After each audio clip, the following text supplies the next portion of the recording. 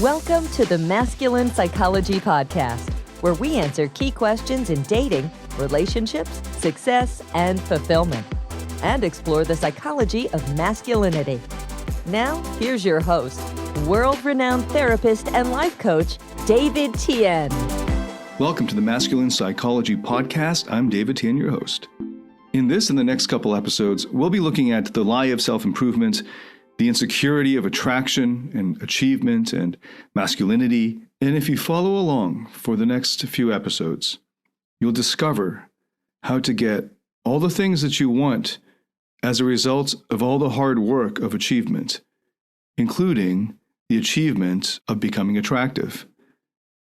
And these things at the end of the rainbow include love, unconditional love, fulfillment, happiness, a sense of worthiness, a natural, authentic sense of worthiness, and how you can attain those, experience those directly, while also becoming more attractive. And you've got to do it this way that I'm going to be showing you in this episode and the next couple episodes. You've got to do it this way, because otherwise, even if you do succeed in becoming more attractive or rich or achieving higher status, even if you do, against all odds, achieve those things through hard work and hacking and whatever else you've got going for you, through self-improvement. Through self-improvement, you get your ideal body. You become more attractive. You learn lots of attraction stuff and become more attractive to women. And you hack how to make money. Now you become rich. And you attain higher status by hacking social dynamics and all that stuff. You can do all of that, but if you don't do it the way I'm going to show you, then you could still get all those things, attraction, being rich, status, through self-improvement, but you won't get love, fulfillment, happiness, worthiness, the things that you really want. Now, if you're young and immature or inexperienced in life, you may think that you want riches for the sake of being rich, but just a moment's reflection will reveal to you that no one wants the actual paper for its own sake, the paper money, and no one wants just the bits and bytes in the digital banks for its own sake. You want it because you want to do something with it, or because you want to look at it, and as a result of having achieved that, it gives you a certain feeling. And it's the feeling that you want as a result of having that thing, as a result of having the money itself. It's not the money itself that you want. It's the thing that you think money will get you. And that's the same with all of these lower level goods. For instance, becoming more attractive or having higher status. These things that I call the Scarface values, the power, the women, the money. Well, I translate women into sex, right? Or the part of it that's becoming more attractive. That being more attractive or having more money or having higher status are meaningless unless they actually give you the greater goods of a sense of worthiness or significance, of fulfillment, happiness, pleasure, of love. And what if there were a way that you could get all of those higher level goods, the greater goods, directly, and get all the lower level goods along the way? And that whole process being not like a process of self-improvement, where you have to work really hard to check off all of these boxes and just shift your achievement focus to now yourself. And instead of taking the self-improvement approach to finding happiness, what if I were to tell you that the only way to get all of the higher level goods, as well as the lower level goods, is through another process, one that I will call a therapeutic process, and one that I will be unpacking in this episode and especially in the next episode. Is that something you'd be interested in? And if you've been feeling burnt out from all the self-improvement work you've been doing, and this could include fitness, getting that perfect body, because if you can just finally get that perfect body, then the women will be more attracted to you and you'll finally be enough, at least in that area of life. And it could include learning about conversation or improv comedy or trying to be funnier. and studying that and studying the principles of attraction, of female psychology, quote unquote, of learning how to be more alpha, how to be more dominant, how to dominate social dynamics, how to do frame control. Or maybe for your self-improvement, you've been focusing on making more money in the hopes that if you have more money, then you will be more attractive and you can finally find love. Or maybe it's not money, maybe it's status, and you're working really hard on attaining a higher status, but more likely acting as if, behaving in such a way that you appear more high status. And as a result, you're hoping if you can be more high status, then you'll be more attractive and you'll finally find love. Whatever those are for you, are you tired? Are you tired yet of going through your checklist? Is there a part of you that just wishes you could be loved just for who you are now and not have to put on all these muscles or lose all that fat or make all that money or climb the social status ladder or work on attractiveness stuff? Like, I think a lot of guys aren't actually working on comedy. They're more working on alpha male dynamics of psychology and trying to appear more dominant. And all of that, checking off all those lists of your ideal you or your ideal man. Are you tired? Do you have a really long morning routine where you've got your meditation, your cold plunge, your workout, your butter coffee or whatever self-improvement shtick you're on, and it has expanded from a 10-minute maybe journaling to now maybe 2 hours before you can step out the door? And if you miss any part of it, do you feel like your whole day is kind of thrown off and now you're starting over and that this will never end? Because even if you were to attain it, all those gains that you've made, if you don't keep it up, well, you'll just lose them again. And now it's just getting more and more and more. And it's almost like a burden that you'll have to carry through with you all the way through your life. And in fact, if you're asking that question, you've already reflected on it quite a lot, because there are plenty of guys who just start on this morning routine and they never actually accomplish it. So for them, they're just hoping to get it done properly once, right? And then they're thinking, I'll just keep this up until I can basically be attractive enough to dupe an attractive woman into being in a relationship with me. And then I will then be able to relax and dust all of this off and never have to do it again. And hopefully you're smart enough, especially hearing it just put out there plainly like that you realize that that would be stupid. That would not work, because then you would just revert back to the loser that you were before all this self-improvement stuff. And oh no, you don't want to go backwards, right? Is that you? Are you afraid of going backwards in life? And that you've worked so hard to make progress in your self-improvement, including your fashion, your fitness, your knowledge of social dynamics, your money-making schemes, your climbing the social status ladder, your building your social circle, your lifestyle, whatever it is. And you look at yourself back then as a loser that you are afraid of ever becoming again. And you hope to God you can exhale that old you, and that old you will never come back.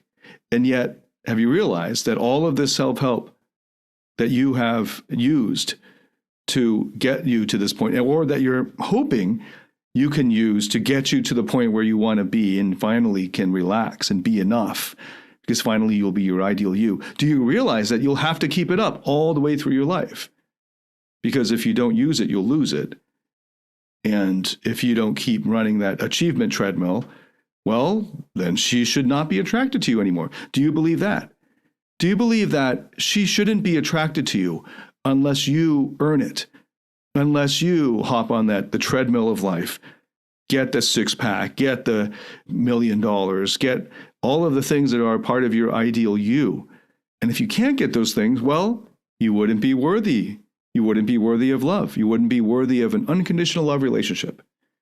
And you wouldn't therefore be worthy of the long-term happiness and fulfillment that you're hoping to God you can experience as a result of all this hard work, which, by the way, never ends. And you're hoping that if you can just become that, then maybe all of this will be second nature and you'll learn to love this 2-hour morning routine that you just float right through. In fact, I know 2 hours is right in the average probably, because I know guys who have a 4-hour routine. And of course, I'm not saying there's anything wrong with any of those activities or pursuits in of themselves. Of course, I wouldn't say there's anything wrong with having a good fitness regimen or meditation. God knows I've done dozens of episodes or other videos. Many of my courses and programs are centered around meditation, for instance. And of course, none of these things are bad in and of themselves. But it's the reason why you're doing it. Is the reason you're doing it because you're hoping that as a result, you'll then be more attractive or rich or have higher status. And then finally, then you'll be enough. And if you can be enough in these areas, then you'll be enough to finally get love and happiness and feel worthy. And that there is an old you, the one before you did all the self-improvement, that you are afraid of backsliding into, of becoming again, of reverting to. And are you tired? Are you tired of having to do all this just to be enough? And maybe you're saying, yes, David, I'm tired. I'm tired of being asked whether I'm tired. Okay, then, well, good. You're in the right place. You at least have realized and have the self-awareness to notice that you are tired and that you have this checklist of self-improvement that you feel you need to do, you have to do in order to be enough for love. Now, I'll just focus on love, but I would also throw in there all the higher level goods: fulfillment, lasting happiness, connection, worthiness, and of course, a loving relationship, a loving, passionate relationship. And if you've bought into the lie of self-improvement, whereby you will improve yourself enough to be worthy of this love relationship, and you check off the boxes of what that takes: your body, your money, your status, your personality. You're developing all of these so that you can be worthy of that woman, that ideal relationship. And if you've had a relationship fail, a relationship in which you wanted to experience love and have it last, and it failed, and have you ever looked back on it and thought to yourself, it's because you had stopped improving yourself, developing yourself, working on yourself, so she naturally lost attraction, and no duh, that's what happens. And to prevent it, I am going to hop back on the self-improvement track, the self-improvement wagon, and get back in it and build myself up again. Is that also something that's occurred to you? And has it ever occurred to you, have you ever noticed that you're exhausted, that you're tired of this? Or maybe you're not yet tired, but you can foresee that if you have to keep this up for the rest of your life, that you will at some point become pretty damn exhausted. And it's become a burden to have to improve yourself all the time. Is this something that resonates with you? If so, you really want to pay extra special attention to this episode and the coming episodes. I've addressed and touched on these themes in earlier episodes, but I'm really going to focus on it here. And that's the first point, this self-improvement lie, the lie of self-improvement. And I've got 4 other points, and let's just get right into them. The second point is just pointing out the insecurity behind the need to be attractive. And I know for a lot of guys, it seems like it's just natural logic that you build a relationship based on attraction, right? But actually, not only are love and attraction completely separate things, and I've done a seminar that I highly recommend everyone watch called Love versus Attraction. I can't get any clearer than that. So clearly, they're 2 different things. But not only that, if you aim for attraction, very likely you won't actually even get attraction. Why? Because you're doing it out of insecurity, and therefore you are needy. Now, I just did, I don't know how many episodes on neediness as the main metric that you should be tracking if what you want to be is attractive, even just for same-night hookups or just casual dating or casual sex. It's going to come down to neediness. But neediness is also the thing that you should pay attention to when you're in a relationship, because it will sabotage your relationship, because it will cause all kinds of fearful reactions in the person who's needy, which in this example is you. So if you're insecure about your attractiveness, and then you go about trying to become more attractive, you're already starting off from neediness. And so the whole thing is already ruined, and you just forget it. Now, you might be able to dupe some women for a short period of time, maybe for a night, for same night hookup at a club, because maybe she's desperate and she's drunk, so she'll drop her standards, or maybe she doesn't even notice. So she just wants a warm male body to do some things with, to have pleasure with. Okay, so this is totally possible. And there are plenty of guys who are just pickup artists or casual sex type of guys, players, who are incredibly insecure, but they're very good at covering it up. And they're very entertaining, or they're seductive, they're sexy maybe, and maybe they're just straight up good looking. So it's easy to find the right type of conditions where a woman might also be very insecure. So she's also using him to shore up her low self-worth, and she might just be horny and desperate, or horny or desperate, or drunk, or any combination of those. So if that's what you're looking for, if casual sex, that whole thing is a really messy field, but you can get away with tricking yourself into not ever noticing your core insecurities.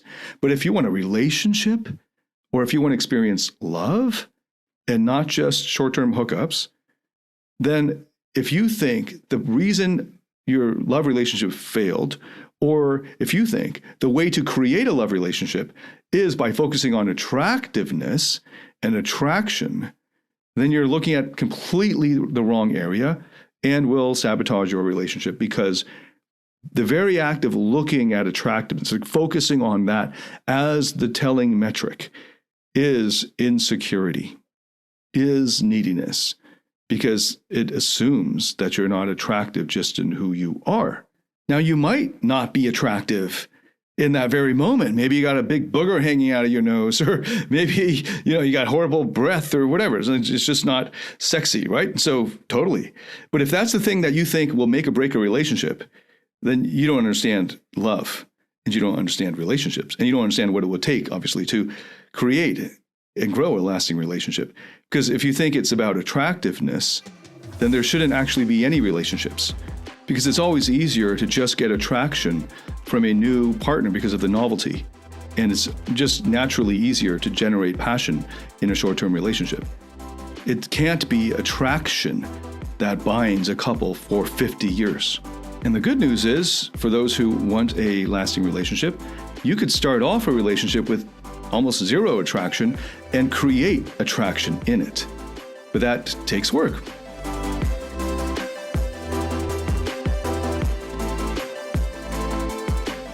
Do you struggle in your interactions with women or in your intimate relationship? Are fear, shame, or neediness sabotaging your relationships or attractiveness? In my Platinum Partnership Program, you'll discover how to transform your psychological issues, improve your success with women, and uncover your true self. Get access to all my current and future online courses by applying for the Platinum Partnership today at davidtianphd.com/platinum. But that's not the thing that will make or break the relationship. Because look at what happens if you focus on attractiveness as the make or break factor. And let's just assume the lack of attractiveness is not due to something simple that is easily fixed, like brushing your teeth or combing your hair or whatever. And instead, it's some kind of behavior that arises out of a kind of neediness, right? That's going to be the one that is persistent and will be much more of a turnoff than something that's just superficial and easy to fix. And so let's assume that were the case. Even if it were superficial and easy to fix, you can run the same thought experiment, right? So whatever it is that's preventing you from being attractive, if you focus on that in a relationship and try to get rid of that unattractive part of you by just covering it up with attractive behaviors, and then on the basis of that, just the attractive you, the ideal you, your best self, and then presenting that in the relationship, well, then, in fact, she will never get to know all of you. She will not get to know the true you, which includes all of you, which by definition would include all of you. And as a result, you also cannot relax. You can't be anything other than your best self, because if you did, well, gosh darn it, she's got the right, legitimately, on your worldview, to leave you because you're not being your best self. And in fact, if that were the case, this isn't love. This is just a transaction. an unwritten contract that you're going to stick together as long as you are your best selves, and that you all the time, best selves all the time, and that you meet each other's needs. The moment you no longer meet her need, well, she has no obligation to stick around. This is called transactional relationship. It's not a love relationship. And those transactional relationships are really easy. They're really easy to fall into, and they're really easy to break apart because they're not actually founded on anything substantial or lasting. And if you're focused on attraction as the main thing that you think will bring you all the good stuff, the love, the fulfillment, the connection, the unconditional love especially, if you think that that's the main thing, well, you're doomed. That relationship will not last. Instead, it will devolve into a series of ever more desperate behaviors as a result of the fear that is driving it. The deep insecurity of attraction. The insecurity of attraction. Not only is there the insecurity of attraction, but there is also the insecurity of achievement.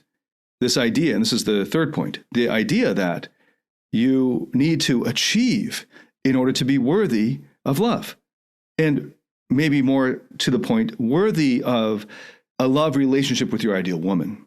So this is a different approach to it, not from the vantage point of attraction, but of achievement. So this is a more global approach where you're trying to improve all of you, or as much as comes under the rubric of achievements or the category of achievement. And that could include fitness. It could also include making more money. It could include getting your status up, or whatever it is that you think you need to achieve in order to be worthy of this love relationship. And for those who aren't just focused on a relationship with women or something like that, this is what really connects to self-improvement, because that whole personal improvement world is about working at it in order to finally achieve your happiness. And it goes back pretty far to the kind of programming and messaging you got as a child about what it takes and took back then to be worthy of love, attention, approval, affection, connection. And very often that was a kind of achievement. And I and many of my clients and students and members of our courses grew up becoming achievers. And all of these different coping strategies worked back then, otherwise you wouldn't have stayed with them. And for achievers, it's worked in ways that the world has rewarded. If you were actually successful at it, at achieving, you were probably able to make more money than the average person and get further ahead or further along in your career and so forth. And now when it comes to creating a love relationship, you bring the same approach of achievement. But what you're hoping to get at the end isn't just more money or status, because that's part of the rules of the game for the game that you enter. Maybe it's capitalism or something. But in this case, when it comes to love, connection, fulfillment, happiness, being enough, the very beginning of the project of achievement undermines the thing that you're trying to get, because you can't actually achieve your way to unconditional love. Because if you could achieve your way to unconditional love, it wouldn't be unconditional anymore. It would be conditional. And so many achievers who, if you bring the achievement mindset to love or to an intimate relationship, you've already polluted it. You've already sabotaged it. You've already undermined it. It's already going to fail. It's just a matter of time. And just like with attractiveness, you might be able to learn some short-term attractiveness stuff to cover over your core insecurities so you don't notice it until years down the road. That was the case for me. And you might be such a great achiever that you mistake the surface level or superficial or materialistic rewards of achievement, which, by the way, there's nothing in and of themselves wrong with them. But if you think that that's the way to love, connection, fulfillment, the higher level goods, the greater goods, as I've been calling them, then you're wrong, and you're actually starting off on the wrong footing, and you're actually sabotaging the whole thing. And it will tank any relationship of intimacy that you engage in, that insecurity of achievement. Because that, too, is driven by a neediness, this insecurity that you're not enough just in who you are. And it's such a mind-blowing idea for achievers, because they have these manager parts that are actually quite young and have bought into this lie of self-improvement. And back then, more accurately, you would call it the lie of achievement, that you would need to achieve in order to be worthy of love. that they bought into this lie and have lived it for decades, that they can't see the world in any other way. But unfortunately, as long as they hold to that lie, they will sabotage any intimate relationship they end up in. And the fourth point is the insecurity of toxic masculinity. And there is obviously healthy masculinity. That's why, in this case, I'm calling it toxic masculinity. But there's certainly an approach to being a man that entails repressing your vulnerability out of fear, and because it was punished when you were younger, maybe by your dad, who was out of his own toxic insecurities, had a view of masculinity and how he had to be in order to be a man, to be accepted and respected. And as a result, he did the same thing to you, or you were conditioned or programmed with the same beliefs, and you ended up also adopting and harboring the insecurity of toxic masculinity. All of these insecurities, the insecurity of attractiveness, whether you're attractive enough, of achievement, of toxic masculinity, that you're not good enough as a man just in who you are, as how you are, including all of those parts of yourself that are more childlike, that are more playful, spontaneous, that are yearning for love and connection. And instead, those aren't part of being a tough guy. So you've got to exile those. And that being coming out of a deep insecurity. Once you can identify these insecurities, just remember this: any relationship founded on fear will fail. And any attempt to get unconditional love, if it's coming out from a place of insecurity, it will not work. It will be poisoned. It's a result of the neediness of the insecurity. And these core insecurities of attractiveness, of achievement, of toxic masculinity ends up undermining the whole project of even self-improvement.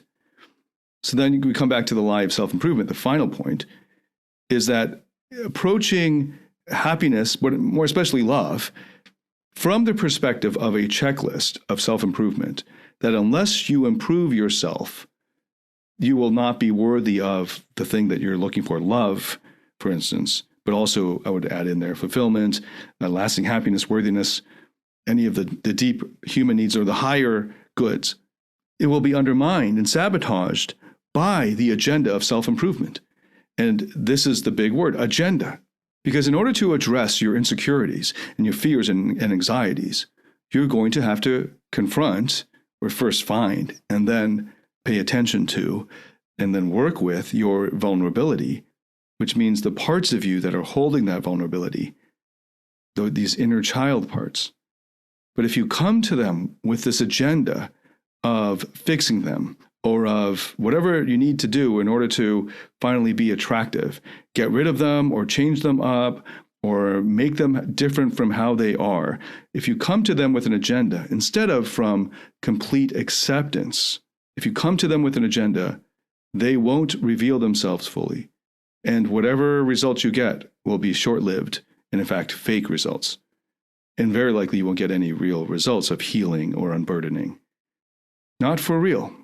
And you might be able to dupe yourself into it. And this is where that kind of woohoo, airy-fairy self-improvement kicks in, of the self-love and all of this, because you can certainly approach therapy or therapeutic processes with an agenda from the perspective of self-improvement. Like, here's yet another thing you're going to add to your list of things that you need to do to improve yourself, to finally be enough. Add in there, therapy and therapeutic processes. And unfortunately, that very ironically and paradoxically, the very agenda itself, it guarantees that it won't happen. Because coming to these vulnerable parts with an agenda causes them to close up and flee and run away, because they sense this agenda. And some of them that might be very clever might give you some false answers so that you will shut up and go away. And what's happening there is you have a manager part of you with an agenda, coming to fix, right? Let the healing begin, right? Coming to heal these pesky little exiles. If they would just get healed, if they would just follow the unburdening process and finally be unburdened, then finally we will be attractive. And then finally we'll be worthy of the ideal woman. But unfortunately, that agenda causes them to close up and flee. And instead of self-improvement, instead of focusing on becoming more attractive, instead of focusing on achieving more, instead of focusing on being tougher or more resilient or whatever the toxic masculinity lie tells you. And instead of coming to your vulnerability with an agenda of fixing them so you can finally be enough, instead of all of that, there's a much more gentle and immediate process, what I'll call for now the therapeutic process, that is incredibly enjoyable. It takes some courage, but is and feels completely different from what self-improvement does and what you've been experiencing through self-improvement. It is a lot less work in terms of time and effort and checklists and things like that. And I will be getting more in depth on that, walking you through the steps in a way that hopefully will be able to also speak to your unconscious and activate and inspire a shift in perspective. And I'll get into that in the next episode. And for now, I just want to recap those points. The lie of self-improvement, the insecurity, neediness of trying to be more attractive, the insecurity and neediness of needing to achieve, the insecurity of achievement in order to be worthy, the insecurity of toxic masculinity, and how finally all of those undermine and sabotage real healing and growth because it's coming to your vulnerability with an agenda to change them, which means you're not coming to them from a place of radical acceptance. And as a result, they will flee or close up or go blank. And not only will you actually not address the core insecurities or deep neediness because you're not even focused on the insecurity, you focus on the attractiveness or the achievement or the being more masculine instead of the neediness. Not only will you not have those needs met, but also the parts of you that hold the greatest pain and vulnerability will be inaccessible. So you might have noticed this already when you hit a wall in your progress in self-awareness and your progress towards love and happiness. Despite all the work that you've been doing in self-improvement, all the courses, all the meditating, all the working out, all of the routines and habits that you're trying to instill. And there's a much more direct way that just requires shifts in perspective. And I'll be getting deeper into that in the next episode. I learned all of these lessons myself the hard way. So as I'm sharing the lie of self-improvement, I know that intimately because for years, maybe you could say decades, depending on how you define self-improvement, if you also include under their general achievement, I was stuck in that treadmill of self-improvement for decades, and it didn't bring the experience of deep, abiding worthiness, of unconditional love, of lasting fulfillment, happiness, peace, and calm. Because that's not the way that you get to experience those. It's actually the way that you guarantee that you undermine, that you miss those. You're on the wrong highway. But it's a long road, and it's a difficult, tiring, exhausting road. This road of that road to nowhere of self-improvement. So if that's you want to get off that road and you want to find the right road. And this right road is much more direct, much more pleasant, and will get you directly to love. And along the way, you'll look back when you get to love, when you get to unconditional love, you'll look back and you'll suddenly discover that all the things that you were working so hard for were right there underneath your feet, but you didn't notice them. And if you focused on them, then you would just fall all over yourself and end up on the wrong path. And so these are byproducts: attractiveness, achievement, secure, confident masculinity. These are byproducts of doing it the right way, which I'll be covering in more depth in the next episode. But make sure that you don't get sucked into the lie of self-improvement and instead pay attention to the roots of the insecurities, of the neediness. If you take care of those, then all that other stuff, the attractiveness, the lower level needs, the achievement, masculinity, that'll get taken care of along the way. But if you get swept up in the lie of the deception of focusing on the lower level goods of attractiveness, achievement, masculinity, and so forth, then you probably won't even get those because it's a long, hard road to get those. But you will definitely not get those higher level goods of unconditional love, fulfillment, happiness, worthiness, and so forth. So come back to the next episode for when I go into more depth of the actual therapeutic process. If you liked this, I would love to hear your feedback please type them into the comments there. If you like this, hit a like on whatever platform you're on, and please share this with anybody that you think would benefit. Thank you so much for listening. I look forward to welcoming you into the next episode. Until then, David Tian, signing out.